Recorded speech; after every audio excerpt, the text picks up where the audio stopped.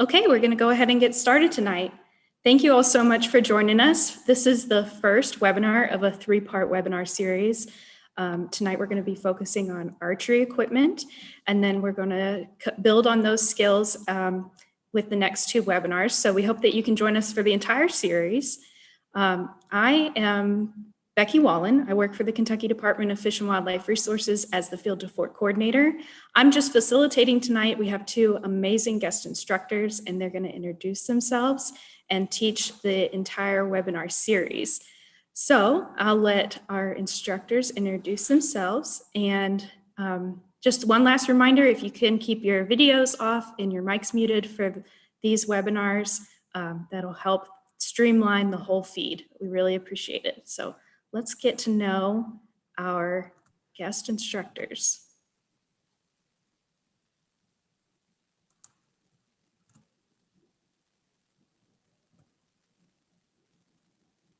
Good. All right. Hey, my name is Scott Croom. Thanks for being here, first of all. I'm Scott Croom. I'm a volunteer hunter ed instructor here in Kentucky, member of Front Creek Sportsman's Club, and just like to talk to you tonight about we're going to have a series here where we talk about a lot of archery-related hunting and things of that nature. First one tonight being about mainly around archery equipment, some terminology, and just kind of where it applies to you as a bow hunter. My name is Jason Scannell, and I'm a volunteer instructor as well. Bow hunted for a number of years. Kind of don't remember how many years I've bow hunted, to tell you the truth. Then both of us have actually worked in the archery industry at points in time. And this whole webinar series, it's designed to where that we can take someone who is new to the idea of bow hunting or has little experience, and hopefully get them to some questions and help to get them at a proficient level. We can't go out to each individual person and help them across the state, but at least this is a step where hopefully we can reach everybody. This first one, archery equipment, and we're just going to go over the basics of the equipment, bows, the accessories, arrows, just kind of the basics so that what they are. And this first webinar, it might be a review for you, or it might be something that you understand a lot of this already. But don't give up on us, because we're the next webinar, we're going to go into form and how to actually shoot the bow. And then the third webinar, we're going to start combining everything and putting on a hunting emphasis on it, teaching how to actually take the skills that you learn for just shooting on a range and then taking those into the woods, and how to be a effective bow hunter. And what I'd just like to start off this first webinar with is just asking a simple question of what is a bow? And a bow, for all intents and purposes, a stick that has limbs and a string, and when you draw it back, it stores that energy, and when you release it, it propels that arrow forward. Now, this is a traditional bow, and along flavors, traditional bows. You've got recurves, long bows, composite bows, but for what we're looking at, we're just looking at traditional bows and grouping them all into one category, because for the most part, everything applies across the board with them. Now,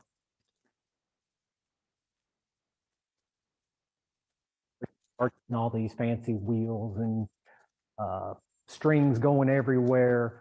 This is what the majority of people are going to be using for hunting. You've got still have your limbs, you still have your string, You've picked up some cams and other things that help to assist you along the way, but it still works in the same manner. You draw it back, the limbs compress, it stores the energy, you release it, the arrow goes forward. The one that we're not going to spend very much time at all on that is a bow is the crossbow. And the difference between the crossbow and the other bows that we're talking about is that when it's brought back at full draw, there you are physically not holding it back. It is held in by a stop. And so it retains the energy without your assistance. And, you know, it's a viable method of hunting. It's just not something that we're touching on in this webinar.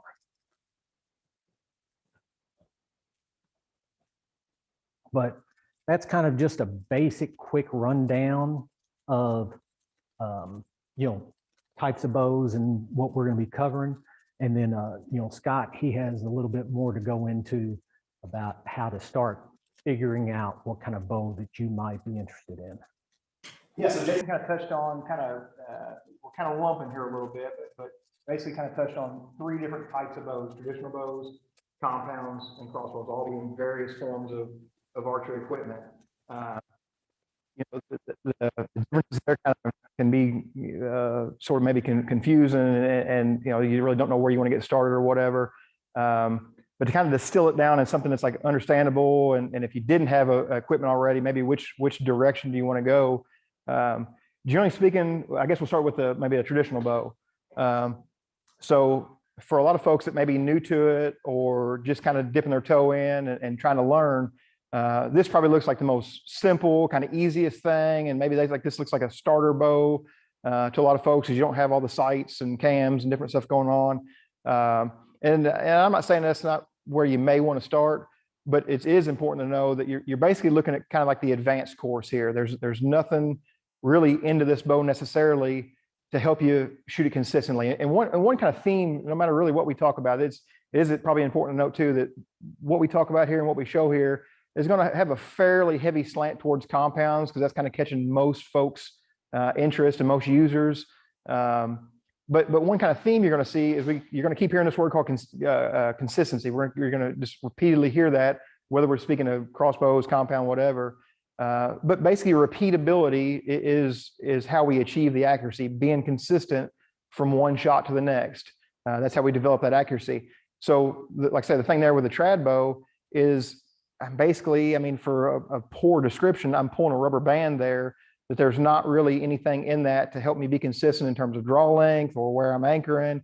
It's a lot of muscle memory involved in this. And again, maybe that's where you want to start, but just let it be known that this is kind of the advanced course as far as getting proficient with archery gear. So there's that. Like I say, the one type that's probably going to catch most people is going to be a compound. So compound bow. Yeah, I'll just dump it back here. Compound bow, like I say, Jason kind of covered some basics as far as limbs and cams. The gist of it is, with a traditional bow, longbow, recurve, whatever, with that stick and string, whatever poundage that I'm pulling, and we'll talk about this in a minute as far as breaking down the poundage and draw length, but whatever I'm pulling as far as the force that's required to pull it back, that's what I'm holding at full draw. That's what I'm holding as I'm holding the bow, aiming the bow, doing anything like that. With compound, the whole gist of it with a compound, we achieve let off at full draw. So if I'm pulling a certain amount of weight, when I get to full draw and I'm actually aiming the bow, I'm probably only holding 20%, 25% of the actual peak weight. So I'm able to stay at full draw longer, you know, and have maybe an easier time with the aiming process. Also with modern compounds too, you know, as far as fit, but they're basically fit to a given shooter. In other words, with that trad bow, you're basically just kind of making the bow fit you. They come in different sizes and poundages and things, but you're largely just kind of pulling the bow to where it makes sense for you. With a compound, versus like a trad bow, where I'm holding whatever my draw weight is, that's what I'm holding at full draw while I'm aiming. Compound, the cam system is basically a lever that lets me achieve let off at full draw. So if I'm drawing say I've got a 75% let off bow, I draw that bow back, I'm like holding 25% of the weight at full draw. So I'm able to stay at full draw longer, probably aim a little smoother because I'm not holding all that weight there. And the big thing too, and here we go back to consistency again, is the draw length is much more specific on a compound. So when I get this bow to full draw, it's going to stop in a fairly specific spot and not allow me to shoot it from different places as far as length goes. So there's a lot of consistency in that right there as far as making me repeatable from one shot to the next. This is a lot of inherent accuracy right there in that system. Either which, trad bow or compound, they're largely set to a given shooter. In other words, you purchase a bow, you have it set up for you. You know, your spouse is probably not going to shoot it. Your child's not going to shoot that same bow. You and a buddy probably aren't going to swap it back and forth. It's going to be basically fit to you and your equipment. The last thing, and like I say, we won't spend a whole lot of time on crossbows. But if you were in a situation where you had a couple younger kids, maybe a spouse that wanted to try it too, or some buddies, the crossbow is the one thing that does lend itself to multiple shooters shooting it. Same thing here. We got a real consistent system that's drawn back, being held as I'm hunting with it. And there's not really much of any fit other than just like basics of like stock length and just things that you would think about in terms of a gun stock fitting someone. Largely you have something there that multiple shooters can kind of swap back and forth and basically see the same performance out of it. So, among other reasons, that's one place where crossbow may come in and be something you want to kind of think about, is that multiple people could pick it up and shoot it well. So when we talk about, and here again, we're going to have kind of a fairly heavy slant, and the things we're talking about here, we're going to have a fairly heavy bias towards compounds, just because it catches the most users. That's what most people are using. And there's a lot of crossover too. So like whatever we talk about, whether it be, arrows or broadheads or accessories or whatever, to a large degree, there's a lot of crossover in all this. So when we talk about getting fit for a bow, okay, so we kind of talked about how that compound is fit to a given shooter. There's some things to think about there. Kind of three main keys there that I want to think about as far as what's going to fit me correctly in terms of equipment. First thing we want to think about is eye dominance, okay? So what eye dominance is we got two eyes, obviously. Most of us have two functioning eyes. And when I'm lining up a sight plane or a sight picture, and whether it's a pistol or a shotgun or me just putting my finger on something, when I'm putting that finger out there and going, hey, look at that, I'm not doing it with both eyes at the same time. One eye is dominant over the other, and I'm sticking that finger on what I'm seeing at a distance with the dominant eye. I'm saying this because we, generally speaking, coach most folks to shoot with both eyes open. There's a lot of advantages. Obviously, depth perception, telling distance is a big part of this game, and knowing how far your target is a big part. You got to have both eyes open to be able to do that. But then also like low light shooting, and that's a big thing. Our archery season comes in way early in September. You got a lot of canopy, a lot of leaf cover, everything. And when I close an eye, when I squint that one eye to aim, I'm shutting off a lot of light that would be otherwise getting to my brain and me be able to process. So for a lot of reasons, we like to see folks shoot off with both eyes open, and that's going to require shooting off your dominant eye. So how do I figure out what my dominant eye is? Well, I'm right-handed, I should be right-eye dominant, right? That's not necessarily. It doesn't really pertain to what your dominant hand is. A quick little test that you can do, what I like to do is, look at something at a distance. It doesn't have to be terribly far away, but if it's something close, you want to look at something pretty small. But I'll do it with the camera right now. So I'm going to stand basically square to whatever my object is. I'm going to take both hands and kind of interlace them where I got, I don't know, maybe a quarter size hole or so within my hands right there. And keeping both eyes open, I'm going to bring those hands up and find that object in the hole that I've created in my hands right there, okay? Now, I know that I can close my right eye and that thing goes away and I can't see it anymore. If I close my left eye, nothing happens because I'm right eye dominant.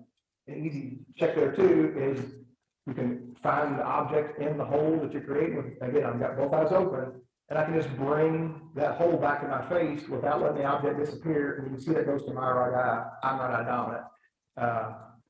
With somebody that's a new shooter, like I said, don't get too hung up on the which hand am I shooting off that correct eye dominance really is a big thing, especially if you're a new shooter and you don't have any, you're not predisposed to any muscle memory. It's way easier to get started on that dominant eye than, you know, wearing an eye patch or having to close the eye or whatever. Not saying it can't be done, but you'll find that going off your dominant eye provides a lot of benefits kind of down the road. So just to kind of clarify something too, a right-handed bow is held in your left hand, that's a good point. and a right or a left-handed bow will be held in your right hand. So Yeah. you're drawing back with the hand of the bow, essentially. Right.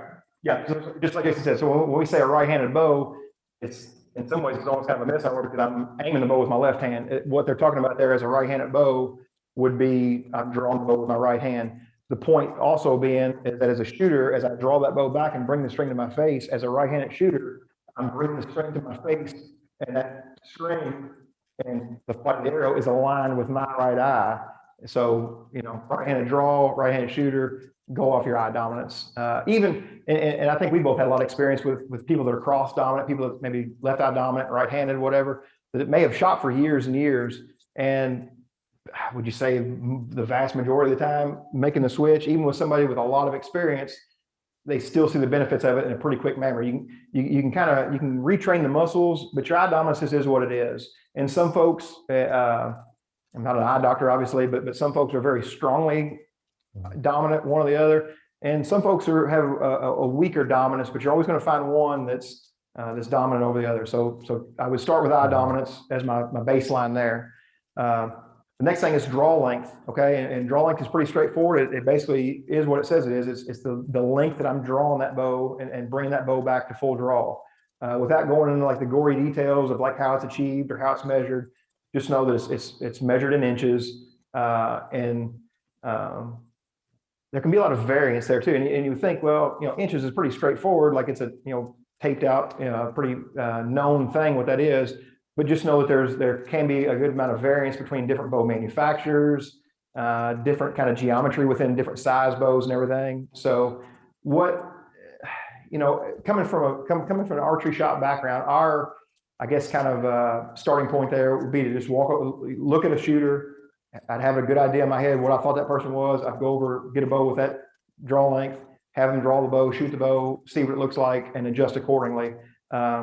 Somebody maybe at home kind of just getting started and wanting to get an idea, a simple little test you can do is take a tape measure. You want something that's going to have a pretty good span to it, you know, like a stick roll or something may or may not work.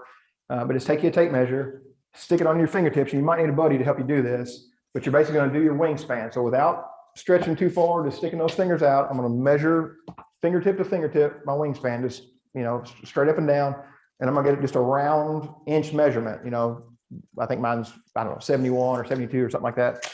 But whatever you come up with inch wise, if you'll divide that measurement by 2.5, so whatever you get, you know, like say 70 inches or whatever, divide that by 2.5, that's going to give you a number which is going to be in the ballpark of your draw length. I say this with a lot of caution and hesitation. Don't get hung up on what that number tells you. It's a starting point, and it's a rough starting point at that. So again, there's a lot of difference between bow models, bow manufacturers, different geometries with different size bows, how the strings fit in your face. Don't get hung up on that number. I'm telling you that little trick just to give you a place to start, essentially. But don't get hung up on it. If it tells you you're 27 inches, don't just, you know, mail order a 27-inch bow and assume that that is, you know, 100% where it's got to be. It's a starting point. So that'll get you in the ballpark and usually be within an inch or, you know. Think of it kind of similar to a shoe size or something like that. Exactly. If you try on your shoes, you don't say, daggone it, I'm going to buy this size no matter what. You grab the next size up. Same thing with a bow. Sure. So that's kind of draw length in a nutshell. A lot of your bows, a lot of your compounds these days are going to have some level of adjustment. You know, it may be that a given bow may have 10 inches of adjustment and a given bow may have 2 or 3 inches of adjustment. But usually in most modern stuff, you've got some level of adjustment to adjust that bow, so that, you know, that's something to consider too. You want to kind of shoot in, for a bow with a, if it does have a range where you're kind of in the middle of it, that, and a archery shop can help you with that. But most stuff you'll have adjustment there to where it could be fit to you. And then the last thing on our talking about the actual fit of the bow would be the actual draw weight, and it's essentially kind of what it says it is. It's the poundage that it takes for the bow to achieve full draw, the amount of force I have to exert in measured in pounds to get the bow to full draw. Like I say, with a traditional bow, whatever that weight is, I'm holding that weight at full draw. If I've got a trad bow, you usually see it expressed as say 45 pounds at 28 inches. Again, there's no real draw length setting on a traditional bow. And it's a corny analogy, but think of that rubber band. The further I pull it, the stronger, the harder it is to pull. So you're going to kind of see a curve there that, depending on where you're drawing the bow to, can kind of vary how many pounds you're making. With a compound, what you've got is again, you've got some level of adjustment. With a compound, I've got limb bolts here. I've got a bolt here and a bolt here that basically act as a pivot point, that as I back this bolt out, I'm going to take deflection off that limb, and basically take preload out of it and make the bow lighter to pull. And I would do the same thing to each, whatever, if I take 2 turns off the top, do the same thing to the bottom. But I've got some level of adjustment there. I would say most bows, pretty common to have a 10-pound range. Some maybe more, 10 or 15 pounds.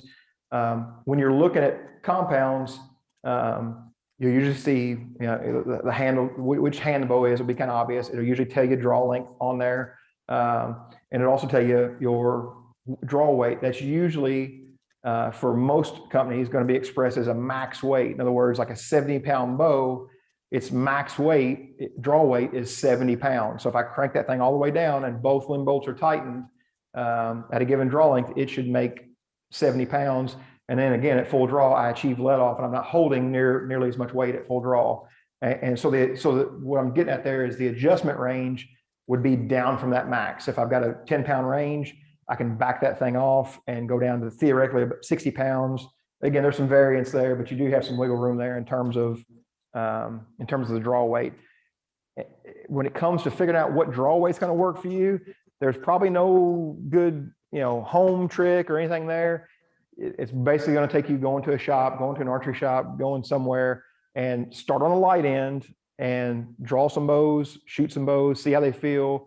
And, somebody at a shop could help you make an educated guess there. I would tell you that just as a default, start on the lighter end, and work up, or Kentucky doesn't have any, and we'll get into this a little later, but Kentucky didn't really have any minimum draw weight regulation or anything. So there's not really a minimum there that you've got to achieve from a legality standpoint.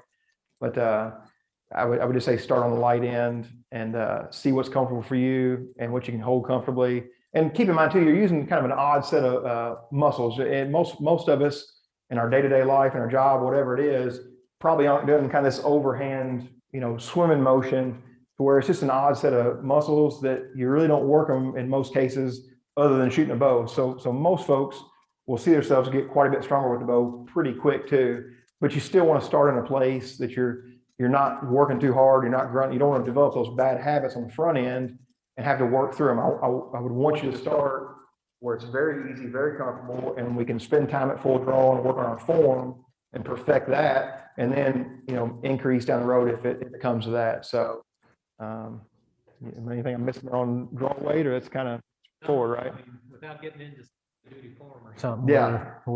We can save that for the next one.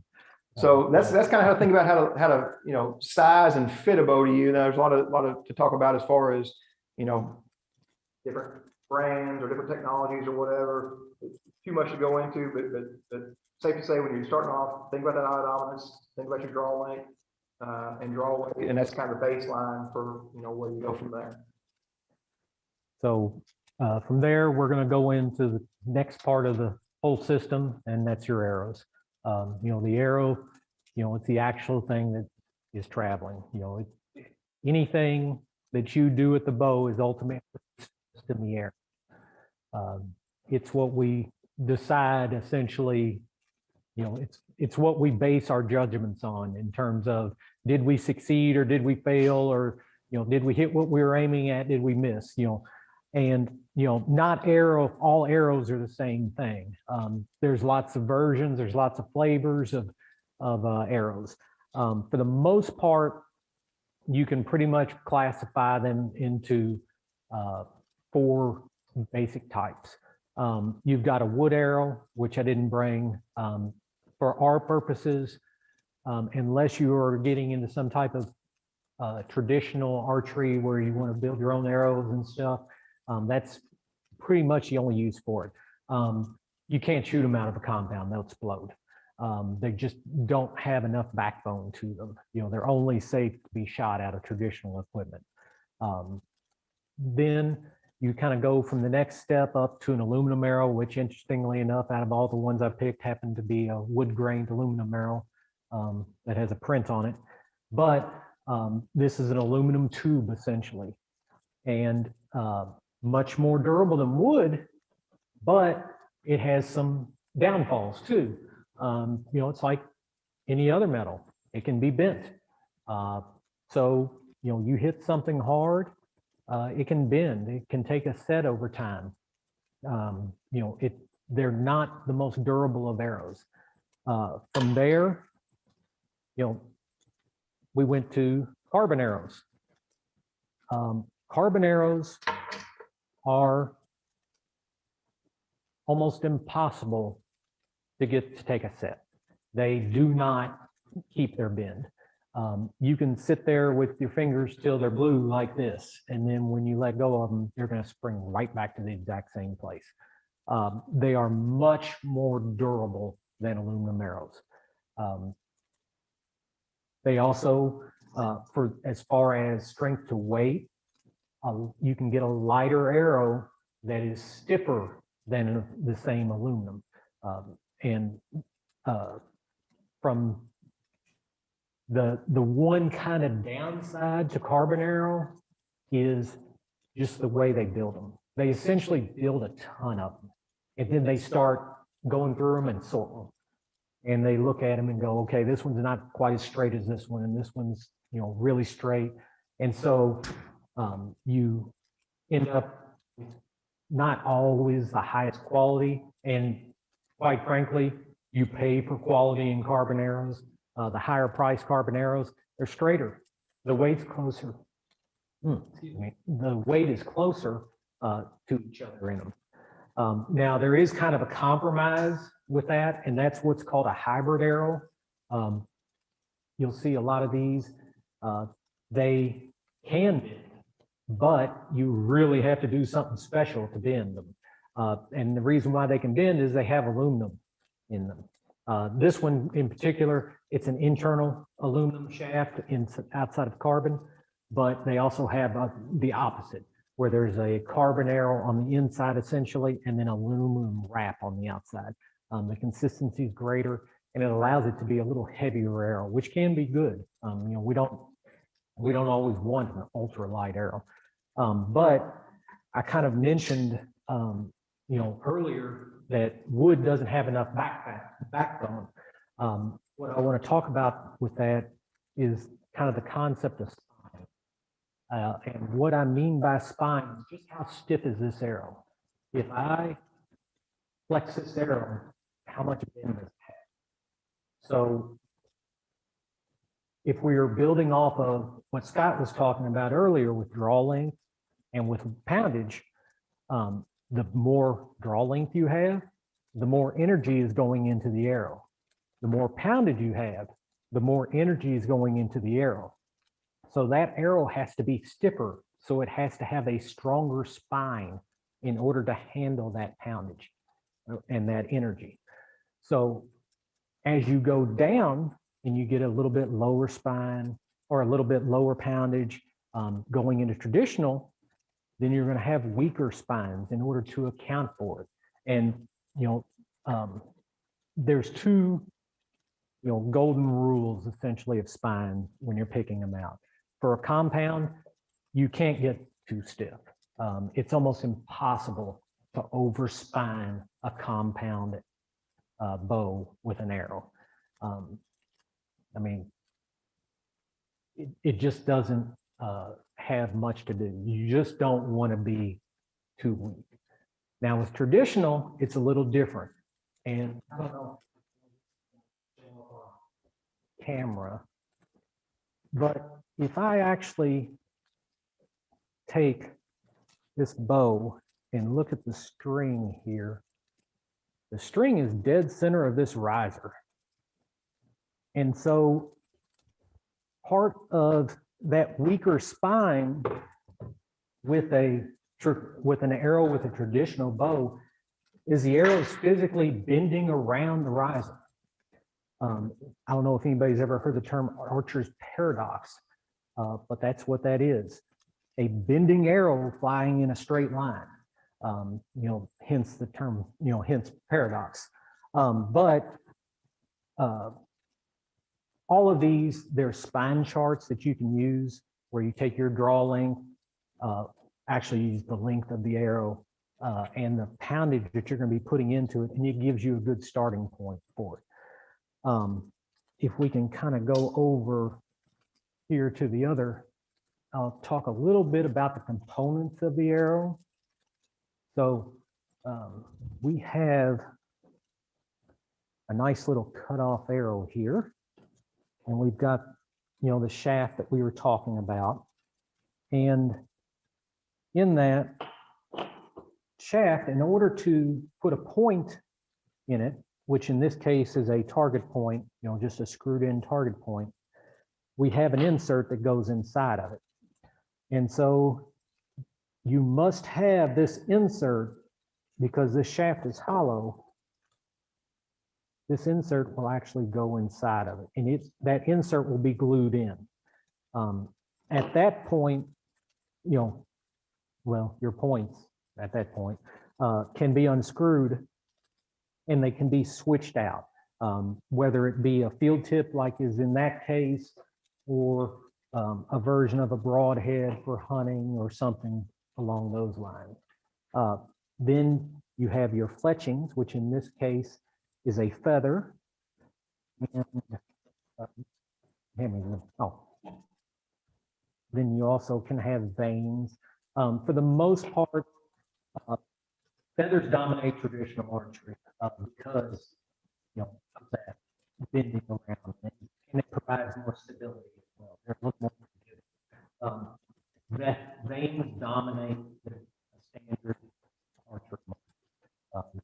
Probably 95% of their stuff, not higher, have veins on them. All of these have a knock in them on the end, and this knock can be switched out. It rotates. It's just a press fit in here so that you can align your veins correctly or your feathers correctly. So Jason, you were saying that if the knock doesn't click, then there's something wrong with the knock or the string.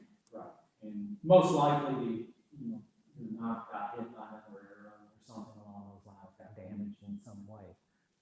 You just don't want to shoot that knock, until it clicks on there positively, because if that falls off, then essentially you will dry fire your bow without an arrow on it, which has a high potential to damage your bow.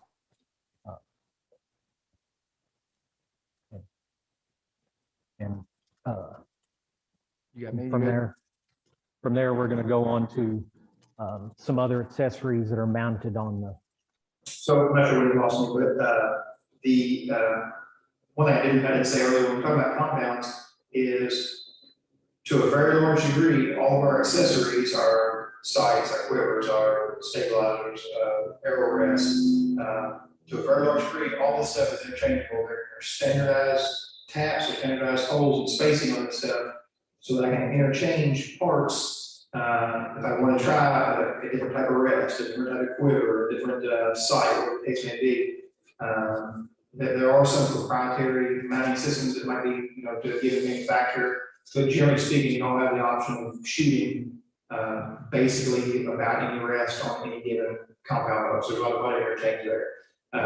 First thing we're going to talk about is arrow rest. Okay, this is is basically, so lack of a better description, it's the part that holds the arrow on the front end. I guess I'm talking about the knock there. It's going to clip on and securely hold the arrow on the string. The next thing would be the actual arrow rest, basically the launcher up front that holds it, in a place where I want to shoot it. In the same way that those trad bows are not, or what we call, cut past center or center shot, where the arrow actually kind of leaving, not in the exact center of the bow. These compounds will have a cutout in the riser and be cut past center, so the arrow can pass straight down the middle of the bow, straight down the center line where the string is leaving, and be shot on center shot. In other words, the string driving straight behind the arrow. So two main types of arrow rests we've got that are probably the most popular today are what we call like a full capture rest, like this Whisker biscuit. It's going to mount to the side of the bow.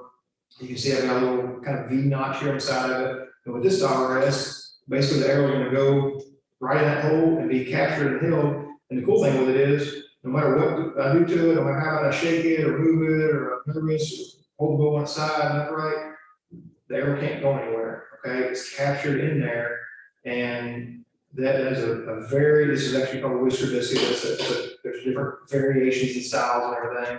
It's a very popular style of rest from a hunting standpoint, just because of the arrow capture and the fact that once it's loaded in there, the arrow really can't go anywhere. So it's a real simple, functional, no real moving parts or anything. I mean, I do have some adjustment for my windage and things like that on most of them, but a very simple, basic, functional hunting style rest. The only real downside of the capture rest on some of them is that arrow is actually passing. See if I can kind of see what I'm doing here. Is actually passing through those bristles as it leaves the bow, which you think that's got to really affect arrow flight to be a problem. But again, we're going back to consistency. It's consistently going through those bristles the same way every time, so I can achieve consistent arrow flight and accurate arrow flight. Like I said, they sort of look a little hokey maybe, and maybe people kind of shy about giving it a chance as far as not believing arrow fly well. But those are very, very functional arrow rests, fairly economical, and they work well for a lot of hunters. The next style, the other main style that people would shoot would be some sort of fall away. Okay, so here what I've got is a rest fashioned out to my bow, and there are all different types and all different manufacturers. But the gist of it is, I have an arrow rest that's going to be this launcher is going to be up at full draw, so I'm at full draw aiming bow. That rest is at its upright position. That's where the arrow is held in that kind of V launcher there. And then as the bow is shot, you see it's got spring tension going down. This cord actually goes to my bus cable, my down cable on this rest. And as that bow is shot, that cable comes up, gets slack, and the rest would fall out of the way. And the arrow actually leaves the bow with no, like, over the top of the rest. So, shot from up here, the rest falls away. And the benefit there is I don't have any fletching contact. And especially with these newer, as carbon arrows keep getting skinnier and skinnier for a variety of reasons, I can shoot more and more helical. Jason talked about the fletching. You kind of see some of them are going to be more of a straight fletch, a lot of them are going to be more helical or a heavy offset. And that's really what we want from a hunting standpoint. We want that fletching to be spinning the arrow, hose and drag on the back of the arrow, overpower the broadhead, and steer that thing down range where we want it to. We don't want to shoot straight fletch and have a knuckleball coming out. We want to spin it and cause drag and kind of manhandle the broadhead where we want it. But the benefit of the fall away is the fact that I don't have to worry about squeezing this helical fletching between two fingers, or like the old style kind of TM hunter style rest. That's kind of antiquated stuff now. But a lot of folks shoot fall aways too. Different flavors for different folks. If you're into simplicity and just kind of functionality, Whisker biscuit or a capture rest is hard to beat. Kind of need a little more to tune in and kind of playing tinker new stuff. Fall away might be a little more advanced version. I'd say that the fall away is more accurate. For some shooters, it can be, but generally that's kind of a form problem oriented. And there are some. Jason will show you too if you can switch cameras, or Jason will show you there. I was talking about the fall aways as though they didn't have full capture ones, but there are different types of fall aways that give you the full capture there where the arrow can't fall out, whether you hold it across your lap, no matter how you turn the bow, that's still a fall away rest because the bar at the top, the arrow can't go anywhere, it's still held on there. So that's just another style of fall away rest that actually will offer some capture there. So that's kind of a crash course on a couple really common styles of arrow rest. The next thing that we basically gotta have to shoot compound bow is some sort of sight, okay?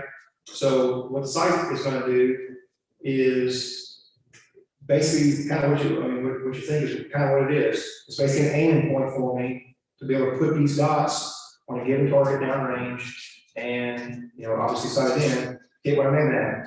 Now you can probably imagine, whether you've shot a bow before, or you've watched movies or whatever, there's definitely a certain level of trajectory or fall to that arrow at given ranges, okay? So this is what we would call a fixed pin sight, okay? That come in all different flavors, you get different amounts of pins, 3 pin, 5 pin, there's no end of possibilities, different colors, different sizes.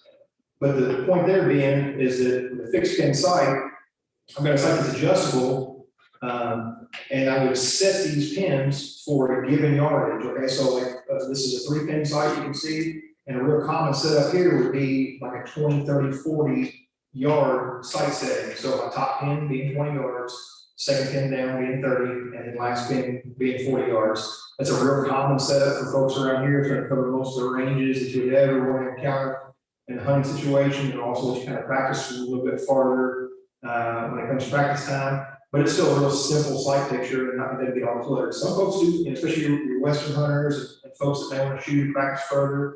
You can absolutely go to more pins, 5 pin, 7 pin. There's no even possibilities. But essentially, the gist of it is a fixed pin sight. I've got my windage adjustment. The sight will move left and right. The sight lock will move up and down, and then I can individually adjust the individual pins and set those for whatever yardage that I would choose to for each individual pin. 10-yard increments tend to be a pretty common thing for most folks to settle for, just because it's a nice, easy round number that you can remember. Again, there's no hard fast rule on what you have to set those for, but that's what most folks do. The other variation of sight that's real common, and this might be a little more advanced, would be what we call a slider sight. Okay, so same basic principle. I got a pin that I'm aiming off of, but the difference here is you see this wheel over here on the side of it, and I don't like this thing. So I'm not sure how well you can see that, but I've actually got a scale here that has a bunch of numbers on it. Okay, so what this thing is set up for, and this does take a good bit more kind of setup time and sort of time on the front end to sort of get things set right. But the sight can be shot locked down, so I can lock this little blocking lever here, and again, there's all different variations of these. But I would have a most of the time single pin, sometimes a multiple pin, but basically an aiming point up here, and the sight locked down, and I'd be shooting. I see it on my 20-yard mark right there. What I can also do is I can loosen that, and in the field or on the range, if I hold this where you can see it, I can spin that wheel, and you see as I spin that wheel, my sight housing is dropping. So if I spin up here to the higher numbers, the sight comes up. If I spin it to the lower numbers, the sight goes down. Again, matching that trajectory as I go to the lower pin, I'm holding the bow higher, letting the arrow fall into the target. The big advantage here to what we call a slider sight is, with the fixed pin, with the multi-pin, as I get to odd yardages, which is where most things are shot at, most, hunting situation animals or whatever, it's pretty rare to shoot a deer or a turkey at exactly 30 yards or exactly 20 yards. It's always some odd range. And the benefit of the slider sight is that I can set that for an exact given yard. If I'm going to set it for exactly 46 yards, I can set it for 46 yards and shoot and hold exactly on my aiming point, and that arrow should fall right where I want it to. With the fixed pin sight, I'm having to kind of gap and guess and sort of gap between pins or hold high or hold low or whatever the case may be to sort of guess where that yardage mark will be. With the slider sight, I can set it right to it. Now the downside of it is it's a moving thing, it's a moving part. If you're practicing at the house at say 50 or 60 yards and getting ready to go hunting and you just forget to set it back to kind of your home position, you're sitting there with a sight that's selling 60 yards and you might forget it. It's also something that's happened to me before, that it could get bumped, dragging it up and down the tree and taking falls and taking spills and bouncing around the truck. It can get moved. And so it's something you want to be real cognizant of if you're shooting a slider sight, is where is that sight actually set to? And you basically kind of have a home position that where you want to have it at all the time when you're actually hunting with it. So, some pros and cons to each.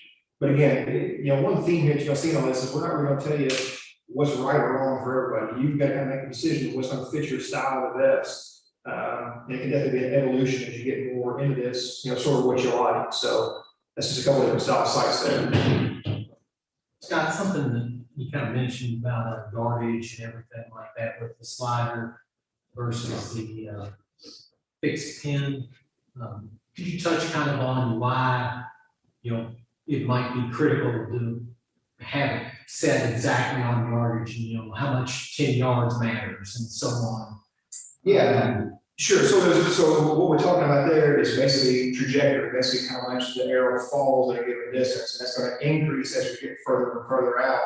The arrow's going to fall off more and more. And there's a lot of variance there for different, given shooters based on your, just an unlimited number of factors. Your drawing, your poundage, how heavy is the arrow you're shooting, what's the fletching configuration of your arrows. There's no end of things that would affect that trajectory. And again, the benefit of the slider sight is especially at really far extended range. And when I say really far extended range, basically what I'm saying there is largely practice. So there's no foul in shooting your bow at 40, 50, 60, 70 yards or further in a practice situation, just because and we're kind of jumping ahead and get down the road. We'll talk about practice form in a later webinar. But once we get to that point, practicing at longer range is basically going to magnify our mistakes and our flaws and a lot of factors. But as you spend some time shooting it, say 50, 60, 70 yards, and all of a sudden you walk back up to 20 or 25, where the vast majority of your hunting shots are going to happen. That pin, just instead of getting back there and bouncing all around, swimming all around, at 20 yards, that pin seems like it's just sitting on a concrete wall and can't move. And it really kind of puts it in perspective as far as your steadiness. But I think that kind of answers maybe what you were asking there as far as the gist of it is having the slider sight, you're aiming it exactly where you want to hit and not guessing how far or how low to hold that fixed pin. You're aiming it at exactly the thing you want to hit. That's kind of all I got on sights. Okay, we'll kind of go into the other end of the equation at this point. We'll go away from things that are attached to the riser bow, and we're going to start talking about things that are on the string of the bow. And a lot of people, they don't think so much about what's the big deal about something that's on the string. It's not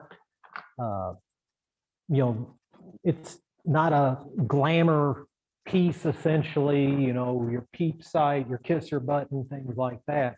Well, they're very important. And, you'll see things like a little bitty peep sight like this, which I'm going to show you here in a minute, how they actually fit on the bow, and things like a kisser button, and little rubber dilly-dallies that you see on that you see attached to the strings. And what each of those have a purpose, and what that purpose is on the bow, and it's kind of hard to see, like right here's my peep sight. And what that is it functions as a rear sight. So it's essentially the back part of the equation of your sight. It's a consistent point. And then, you've also got this little kisser button. And, if you kind of imagine me drawing this bow back, I'm not going to do it because we don't have a target in here, and I'm not going to run the risk of doing something that I've lectured people hundreds of times not to do, to draw their bow without an arrow in it. But this kisser button goes right here in the corner of your mouth. And it's an additional anchor point. And this goes back and builds on that theme that Scott was talking about, consistency. You know, if you do it the exact same way every time, even if you're doing it kind of wrong, you're going to be a heck of an archer. But you know, all of these things on the string are built to help you be consistent. And then I was talking about the little things. They pretty much are just for noise suppression. You know, so that if I Pluck my bow string, you know, or shoot it, it doesn't sound as loud. It doesn't make that loud snap as much. Then the other thing on the string that is incredibly important is our anchor, or is our knocking point. In this case, it's a stringer, and that's because we have a compound here. You know, also, you know, all too often when we think about bows, we think about drawing back with our fingers, and you know, kind of like you know, you've seen in movies, you know, the Hunger Games and everything, where you're drawing it physically with your fingers. With compounds, that's really not very common. And the reason why is because they become so dang short. You know, if I take this bow that's not very big and I draw it back all the way, you know, to right here, there's not room for my fingers in this, you know, in the angle right here with the string. And then you throw in, you know, 85% let off, so you're not holding much weight. That makes it very easy to twist that string.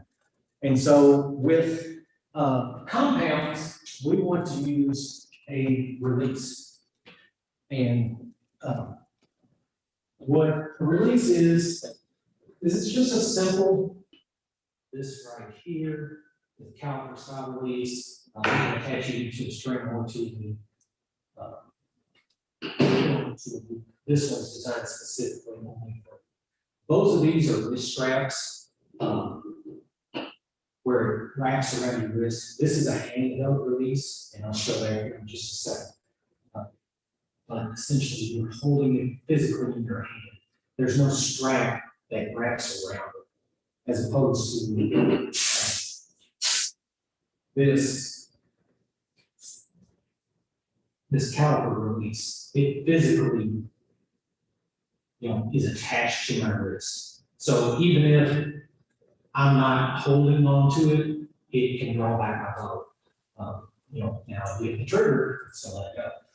It's going to release it immediately.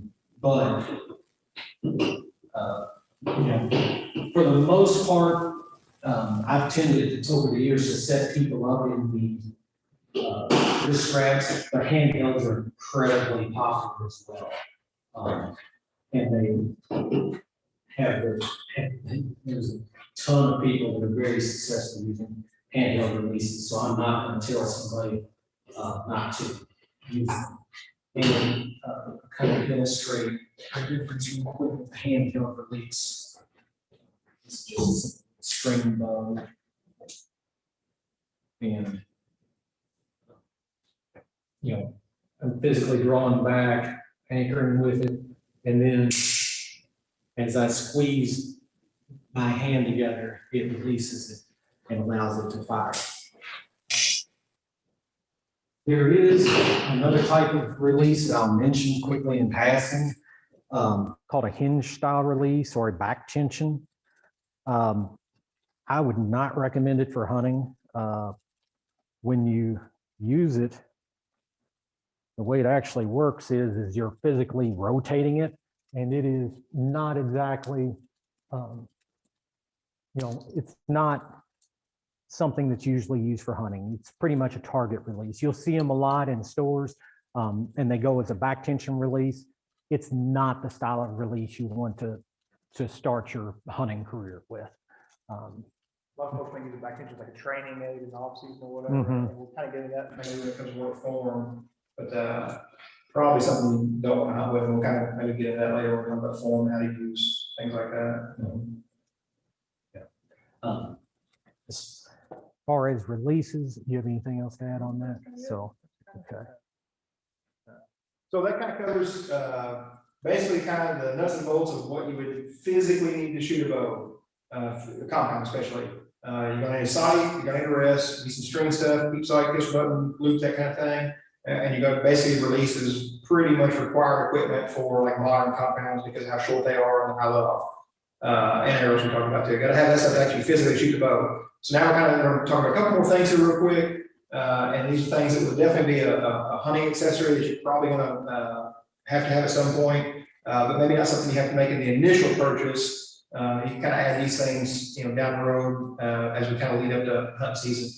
First of those being a quiver, and the quiver is basically this is how we carry and transport, especially our hunting arrows. So I've got a few different types here. Probably the most common is a detachable quiver that you see here. Basically, it mounts to the bow. I can take the quiver off the bow, and again, personal preference kind of comes into play a lot here. I like taking the quiver off the bow when I'm in the tree and actually hunting. I like getting the weight off the bow. I like getting just the noise of the arrows and the feathers off my bow and away from me. And if it's, if we've got wind or whatever situation, it's just less stuff kind of blowing the bow around, less weight off to one side.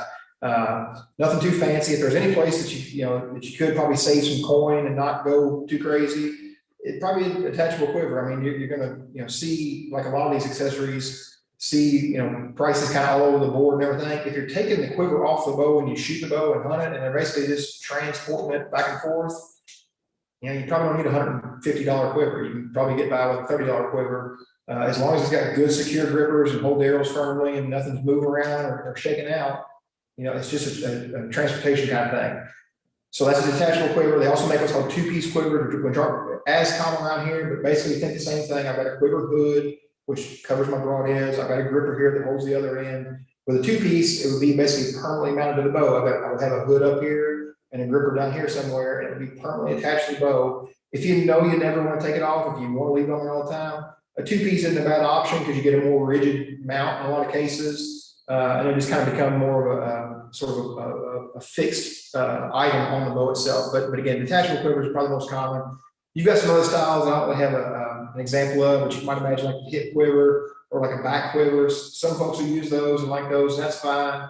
For me, I won't tell you what works best for you, but out there hunting and creek beds and mud and root walls and everything else, I fall, you take a spill or whatever, I like them to get the bow and the broadheads away from me. If I do take a spill, I don't like that stuff attached to me or me falling on or something like that. So I tend to prefer a detachable quiver, but that's just me. You find out what works best for you. One thing I will say is no matter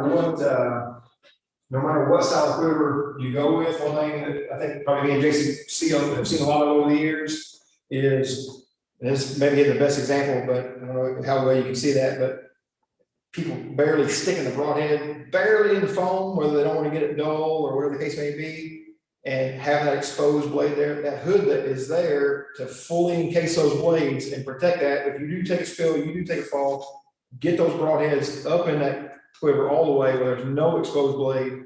And this is a common thing, and it sounds really simple and basic, but get your blades up in there, get your broadheads up in there where they're fully contained. And number one, it's more secure just from a stealth and quietness standpoint, but a safety thing too. Get those blades covered up by that quiver hood. And then the last thing on bow accessories that you probably really don't need to start off with, but it may be something you add as time progresses, is a stabilizer. And everything we've talked about to this point, as far as what's going on the bow, has been something I'm adding to the bow above my hand. So my rest, my sight, my quiver, all the pieces and parts that I've added to this point has basically put weight above my hand. Okay, especially on these newer, lighter compounds that are short and compact. You're adding stuff up above your hand, which can affect kind of balance. So what a stabilizer does, and again, going back to standardized threads and standardized taps, they're basically interchangeable. When I put a stabilizer on, which is going to look like some version of a bar or weight bar or whatever, I'm putting weight beneath my hand and also weight out in front. So as I'm at full draw with that bow, I'm basically putting that stability, back down here below my hand, and I'm putting the weight out in front. in theory, in a lot of cases, can make the bow aim and hold steadier for me. A lot of stabilizers too will have some active component, whether it be rubberized material or different types of dampeners and everything. And basically the other function of a stabilizer is to pull noise and vibration out of the bow, make the bow quieter, make the bow calm in your hands, less recoil, less vibration, and just generally quieter to shoot. Again, the big thing there is definitely not require equipment. There's no real right or wrong. You know, I would tell you that if you're new to this and you're getting started off, shoot the bow without one for a while. If you buy a stabilizer right off the bat, you're basically just kind of winging it. Shoot the bow for a while, get a feel for how it sounds, how it feels. And then if you got access to an archery shop or somewhere that'll let you demo stuff and try different stuff, or you get some buddies you shoot with, you can try from that point, but definitely not require equipment, especially starting off. I guess it's probably the end of actual shooting equipment. Something I was thinking about, I think I want to touch on a little bit. You know, we've been talking a lot about, you know, all these equipment pieces and stuff that we have on our bows, and you know, I do want to kind of mention that, you know, there are accessories for traditional bows, but they're few and far between. You know, this is just a basic long bow. You've got a knocking point here, which takes place in the D-loop essentially on a bow, and this bow gets shot off the shelf, so it's shooting off this little thing right here. Sometimes there's a little stick-on rest here, but For the most part, you don't see all the fancy stuff. And a lot of people, you know, they're kind of drawn to that simplicity, you know, the romantic tale, so to speak, of a stick and a string and, you know, a sharpened stick that you're shooting. But it's the hard way of doing things, because all of those accessories over there that go on this compound bow are all things that help make you more consistent. And with this, it's like throwing a ball. You know, you figure it out and you keep on doing it, and you have to do it a lot. On that muscle memory to do it just every time. just wanted to touch on kind of that a little bit.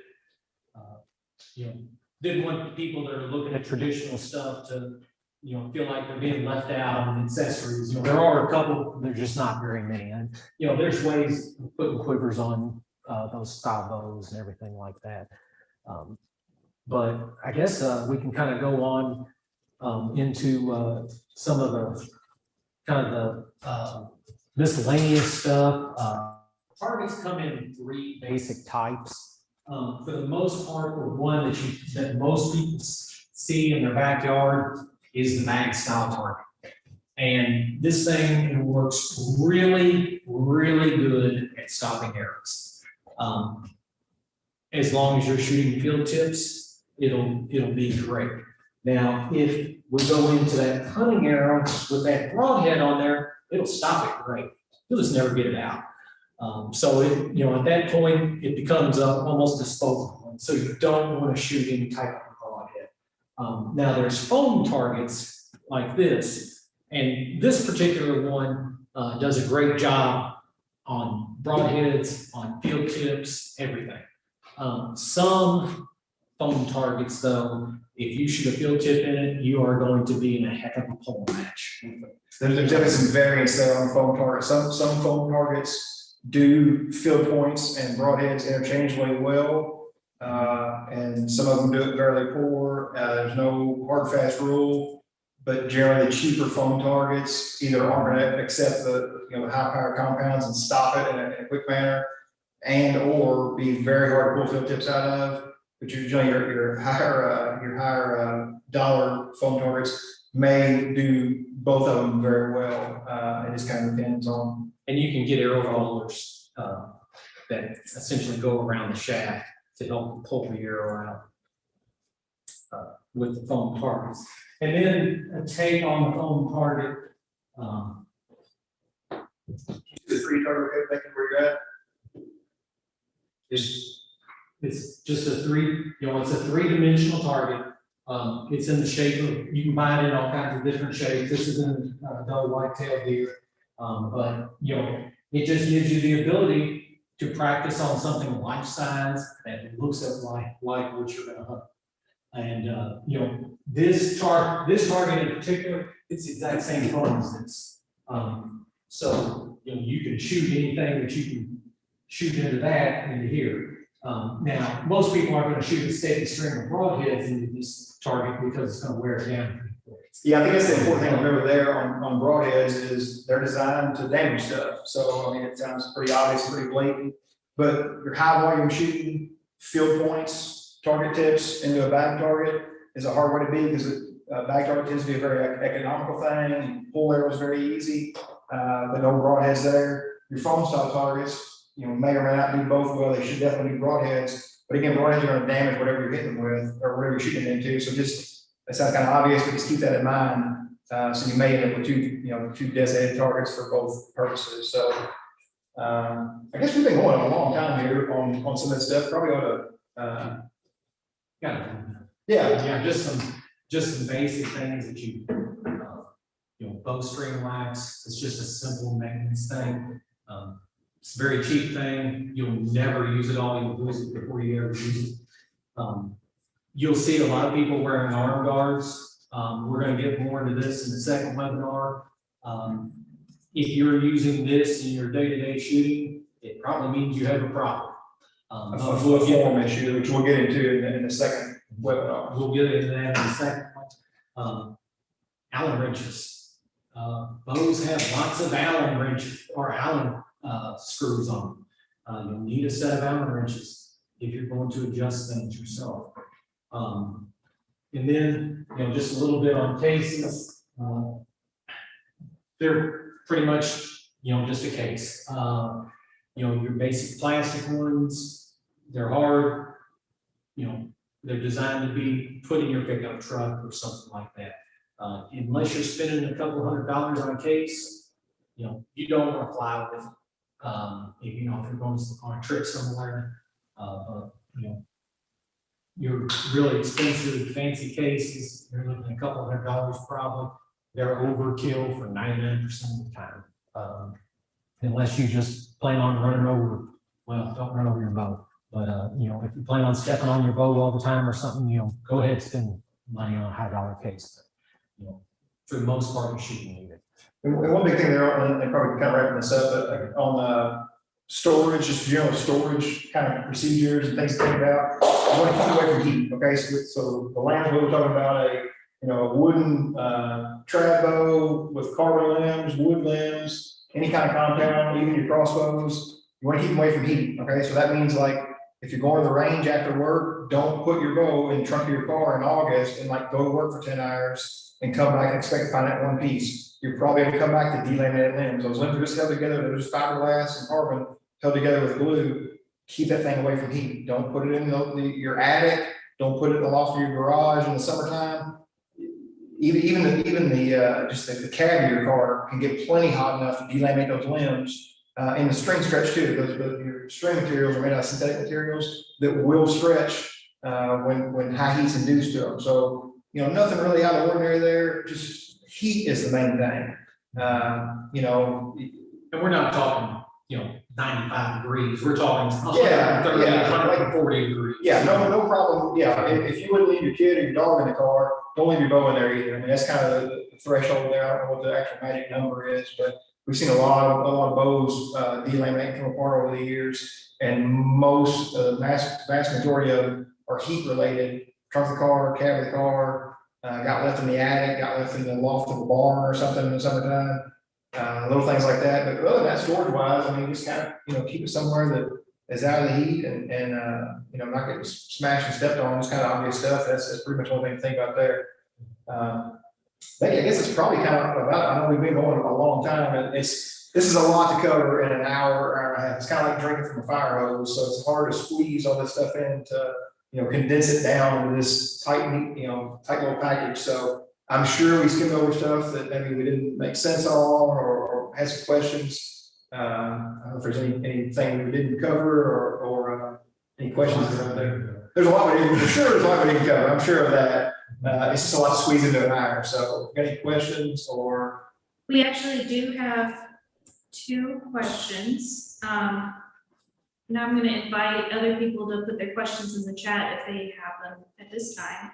The first one was, what draw weight is recommended for hunting deer effectively? Okay, so that is the loaded question of loaded questions right there. So we talked a little bit about your the energy and draw length and how draw weight relates to it. So the reason why Kentucky doesn't have a minimum poundage is Scott's nearly a 30-inch draw. I'm, an inch and a half shorter draw length than him. If we're both shooting the same poundage, it doesn't matter what I do, he's going to generate more energy than I. Yes. Apples to apples, that longer draw length is going to have the advantage in energy. Not that that's a requirement, it's just something to talk about. It's just incredibly the one unfair thing in archery. Yes. Draw length cannot be replaced. And I guess the big thing there is that it's almost impossible to give, you need to have this, just because all the variables involved in it. If you had to say something, I can give you an example of my wife shoots, generally around mid-40s, as we're talking about compounds here. So she's 26 inches or so in terms of draw length, somewhere in the mid-40s as far as poundage. And with the right setup, and one huge thing we didn't talk about today was broadheads. And that's like a 3-hour conversation by itself, but we will talk about broadheads in a later webinar. But having the right broadheads, paying attention to your setup, having good arrow flight, which again we'll talk about in a later one. But having the right setup with that, say, mid-40s poundage with a modern compound, you're basically expecting a pass through. You're basically expecting to pass through the vast majority of deer that you shoot at. And again, there's a lot of variables there too, different positions, quartering way, how steep is the angle on deer. There's 100 different variables that play into that. But I would say from an ethical standpoint, if you just had to put a rubber stamp number on it, I mean, mid-30s, 40 pounds. Yeah, and that's when we're talking about that compound.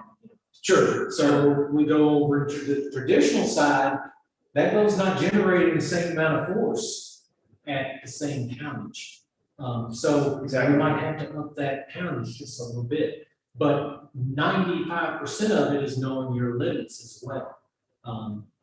If you're on the edge on that poundage, as far as the energy that you're producing, you might not be able to take the same shot as the person that has a lot more energy that they can put into their arrow. There's not much we can do about it, and it's unfair in a lot of ways for people. Just don't have draw length, and they don't have the ability to hold higher poundages. But it's just physics in terms of it. Yeah, it's really, I guess the long and short of it is it's really hard to put a rubber stamp on it. I would say once you get, and again with compounds, when you get into that kind of 40 or mid-40 range, you start to kind of get a little breathing room, so to speak, as far as what's my angle on my deer, what's my distance, how steep is that angle, is the deer quartering, am I having to drive, kind of further back on a quarter away shot and drive up into the animal. When you get kind of that range, you start to kind of breathe a little sigh of relief. I think we've both seen on multiple occasions deer, definitely very effectively taken with much less poundage than that. But you're talking about 30 and under, and like it wasn't a fluke, it was intentional. But you're talking about everything being aligned just right. Being broadside, the right broadhead, the most, definitely an arrow and broadhead combination is going to penetrate the most. It can be done with much less, but you just really got to look at your situation and, close range shots for lax animals. You're not taking, a 30-yard poke at a deer that's high strung and, getting ready to bolt. There's a lot of variables that go in there. Don't think that you need to start out practicing with that hunting weight. You should build up to it. You don't have to, if you're sitting there going, well, I want to be shooting 40 pounds, come September for deer season, you don't have to start practicing at that 40 pounds. You can, back it down lower and work your way up to that weight. Yeah, and then and not that that's like a finish line. I mean, if shoot what you can comfortably shoot, if you were, 6'4" and 285 and college Division I football player, if you can pull 70 pounds comfortably, go for it. There's advantages to that, but just find what's comfortable for you that you can comfortably hold, comfortably shoot. and know that you're going to evolve as you shoot more and more. So we're going to start you on a lighter poundage and then kind of work up from there. If it's comfortable, and if not, you know, more likely stay where you're at and you'll be fine. Placing a premium on accuracy. Absolutely. Yeah, I would much rather somebody shoot and be comfortable and hit what they're aiming at every single time with 42 pounds than be at full draw and be shaking and be losing it and be throwing a pizza box route down there at 20 yards and go, well, I'm hitting hard. Shot placement is the beginning and end of everything. You got to put the arrow where it needs to go, and that's really the key there. And we'll talk about that. We'll talk about that later too. Yeah. Okay, the next question is, what's the best way to aim a traditional bow? I've heard of instinctive aiming, string walking, gap shooting, etc. Which is recommended for beginners to gain proficiency, especially for hunting? Probably your, I don't want to answer that. You want me to hand this on to you? Boy, that's going to depend on who you talk to. So all three of those are, you know, Maybe we should describe what each one is. legitimate aiming techniques. Instinctive shooting and gap shooting are grouped very much the same one. The odd one there is string walking. And string walking is essentially when you What's the stake first of all? What's the stake shooting? well, instinctive shooting is pretty much you do it so many times that you just know how to do it. So you're drawing back and you're aiming without necessarily paying attention to aiming. And it very much is this use the force type feeling thing that is very hard to describe, but pretty much it's just doing it a whole bunch of times until you figure it out without thinking about it. Much in the same way a quarterback might throw and lead a receiver. You know, he may not be calculating actual distances and lead and things like that. Just his mind's eye sort of sees that sight picture, and you're not really looking at any one certain thing there. You're just kind of instinctually seeing that sight picture, and it just kind of looks right and feels right. And we'll get into a little bit of this on the second. Yeah. What's gap shooting? Gap shooting,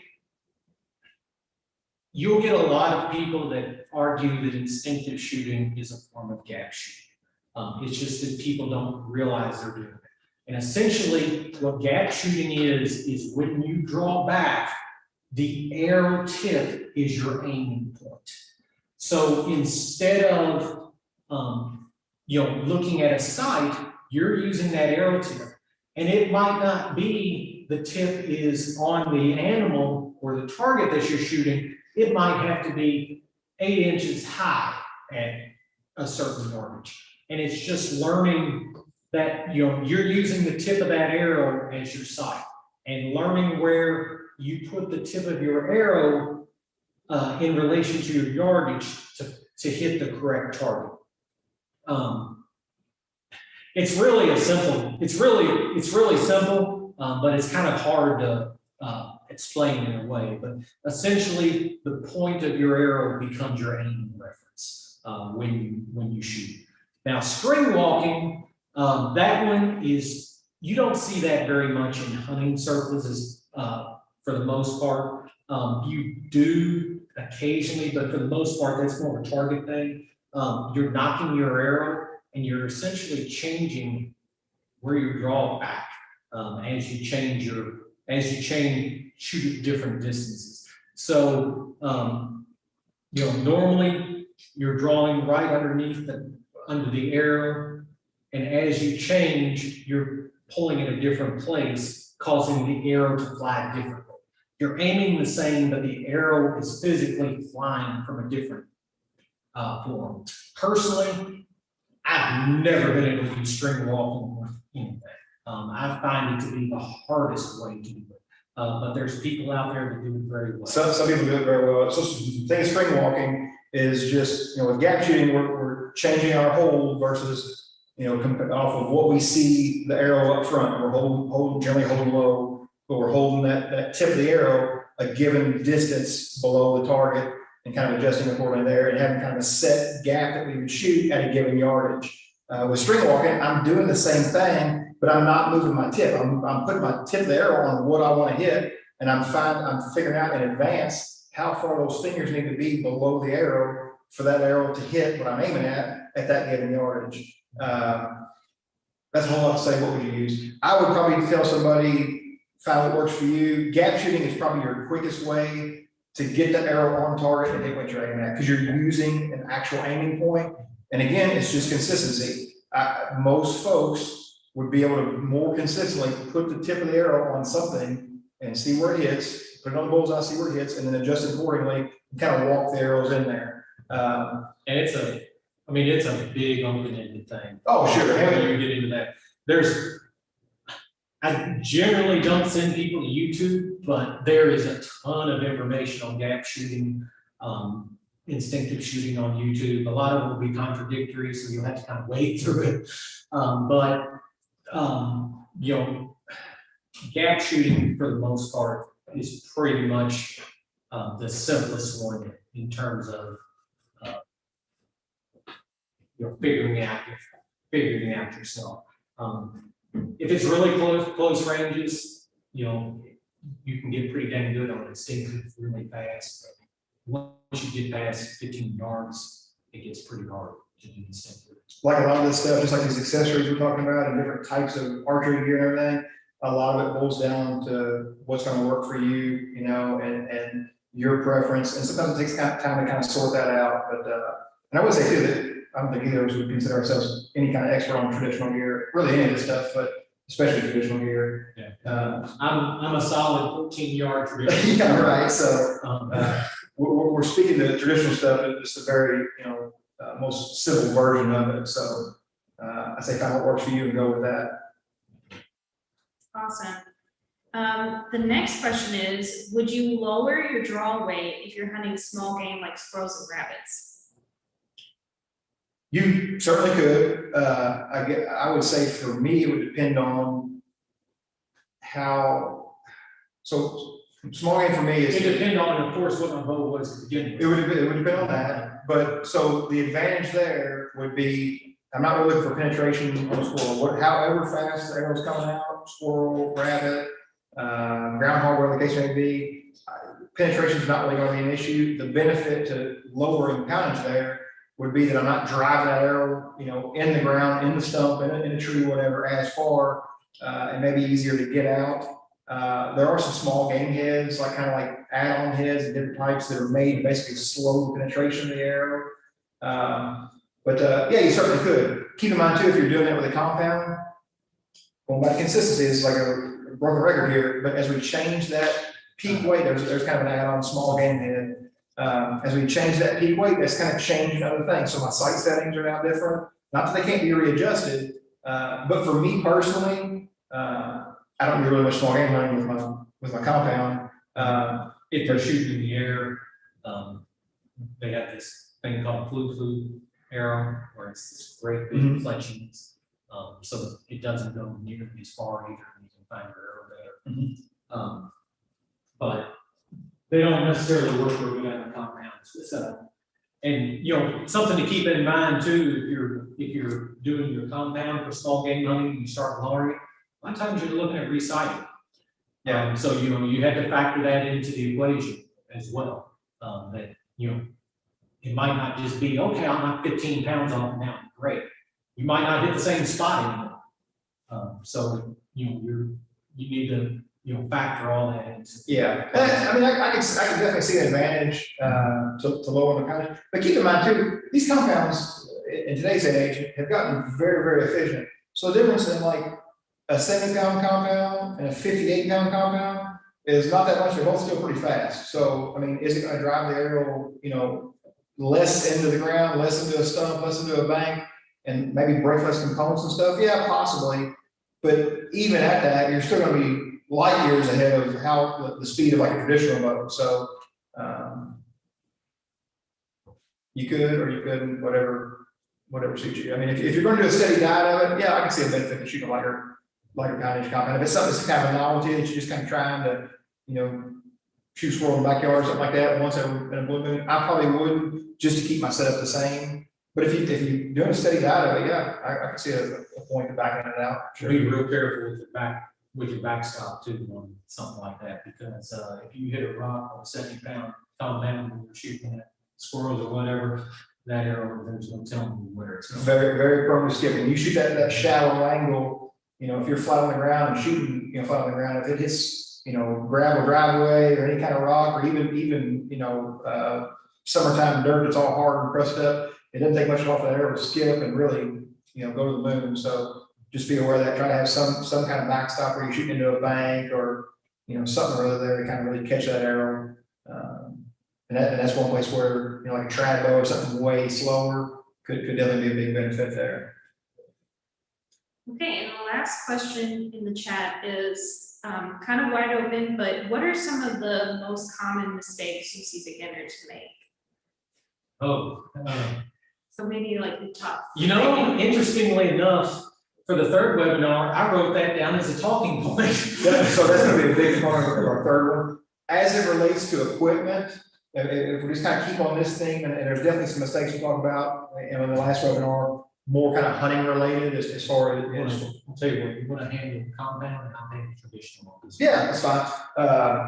I think with, especially with compound, it's easy to kind of have information overload. Okay, there's a ton of good information out there on the internet, YouTube, different sources that you can find.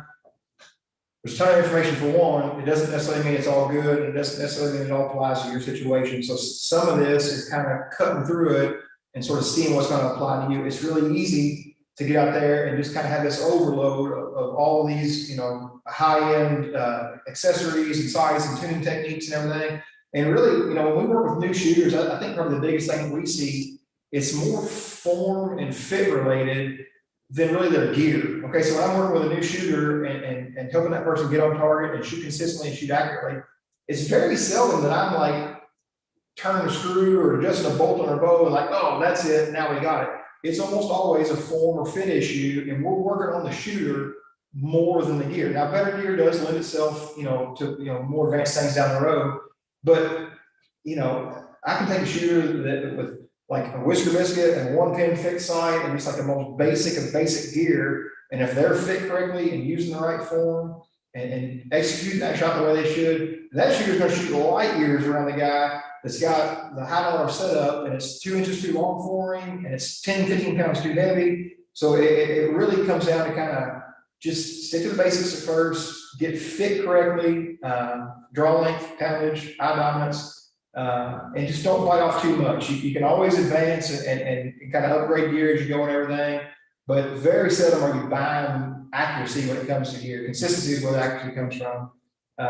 So I see a lot of new shooters really get overloaded on, well, I saw this video that said this about my third axis or this kind of tuning technique or whatever. Not that stuff doesn't come into play, but when you're starting off, it's almost always starting off or even experienced shooter, it's almost always form related.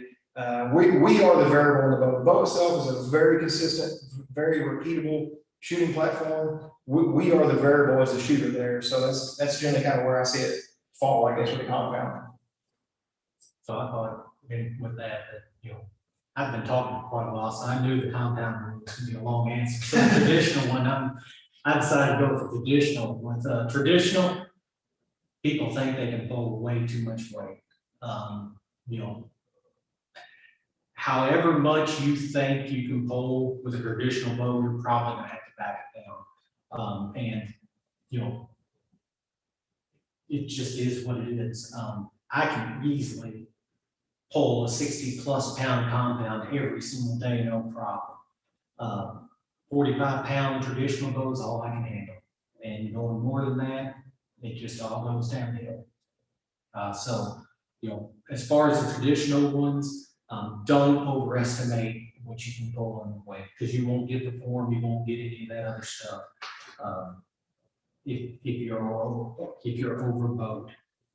And something we did talk about too, and I don't want to cut you off, Jason, but some of these traditional bows, when it comes to like 3-piece recurves where the limbs actually come off, you may see what looks like a limb bolt here, but these bows are basically not adjustable for poundage. So if you buy a 40-pound or a 55-pound, it basically is what it is. Now, like with a 3-piece recurve, you can purchase other sets of limbs and change it that way, but there's no real adjustment to that. And it's a very, very, very common thing for folks to overbow themselves with a recurve. Generally speaking, think of that recurve or trad bow. Again, just like a lot of stuff, it's an evolution. Start with a light bow, start with something that's maybe even lighter than possibly that you think, it's just way below what you might shoot, but work on that form, be able to shoot a lot and work on your form, get that right, and then go to higher poundage limbs if you want, or higher poundage bow, whatever the case may be. But I just want to say there's no real adjustment in a given traditional bow. You know what I'm saying? If you're looking at a traditional bow, not to, say that it's the only one out there. I don't remember the manufacturer because it changes every couple of years, but there's a bow called the Sage that the limbs are replaceable on it. It's inexpensive, and you can get new limbs for it as you build up for it. Compounds, there's not a whole lot of difference from one bow company to another, but that Sage is a really good starting point for traditional bows.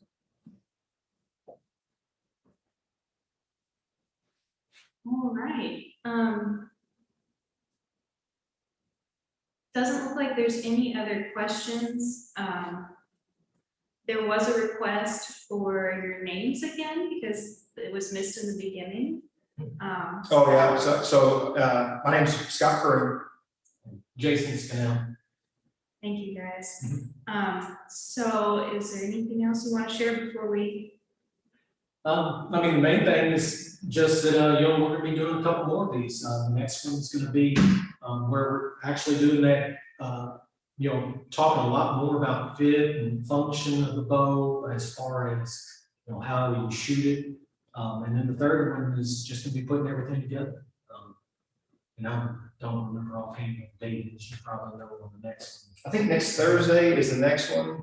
I forget the date too, but the gist of it is, so the next webinar we'll do, like Jason was saying, is we're going to take all this stuff and actually apply and talk about the mechanics of shooting, the mechanics of good form, what we talk about fit and talk about draw length and this thing. And that one, we're actually going to be drawing the bow, shooting the bow, and showing what that fit looks like and things you can look for in your form to kind of know you're on the right path there as far as that, and show all the actual mechanics of shooting the bow correctly and kind of getting up and going in that way. And, eventually we hope to do some field days too, where, if you're in the area or don't mind driving a little bit, where, you can actually come and, we can work with you and, we're going to be limited somewhat. We can't sell you a bow or anything like that. We're not an archery shop. We can at least give our opinion for what that's worth. Awesome. Thank you guys so much. It's hard to squeeze it all in an hour and a half. It's a lot of stuff. So just don't get overwhelmed. And if you're new to it, just take it as it comes and you'll get there.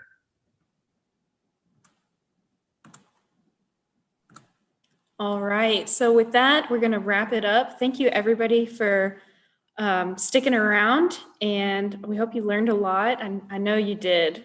These guys are awesome. They have so much knowledge to share, and know just the right way to explain it too. So yes, join us again next week. July 8th is going to be our second webinar of this series, and then July 20th will be the last webinar of this series. These are going to be on YouTube. So if you want to come back and revisit and take the information in smaller chunks or share it with friends, feel free to do so. If you're joining us on YouTube, we really appreciate it. Go ahead and subscribe to the channel and click the bell so that you get notifications when we have new content go up.